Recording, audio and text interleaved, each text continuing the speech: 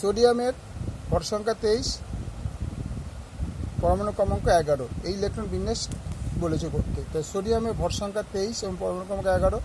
তো নিউক্লিয়াসের 11টি প্রোটন আছে, এই যে নিউক্লিয়াস আছে, নিউক্লিয়াসে 11টি প্রোটন। আর ভর সংখ্যা থেকে পরমাণু ক্রমাঙ্ক বাদ দিলে 12টা নিউট্রন এখানে অবস্থান করছে। 12 এর লেখা আছে, 11টি প্রোটন লেখা আছে।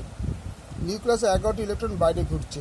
তাহলে এই যে ছকটা আছে, এই প্রথম কক্ষপথের নাম হচ্ছে কে। এই কক্ষপথে দুটো থাকবে, দুটো ইলেকট্রন আছে। পরে কক্ষপথে 8টা ইলেকট্রন থাকবে, দেখুন 8টা ইলেকট্রন আছে, 8টা ইলেকট্রন। পরে কক্ষপথে 18টা ইলেকট্রন থাকার কথা, কিন্তু আমার এখানে টোটাল ইলেকট্রন হচ্ছে 11টা। প্রথম কক্ষপথে দুটো, দ্বিতীয় কক্ষপথে 8টা, 8 আর 2 10, আর একটা লাস্টের কক্ষপথে।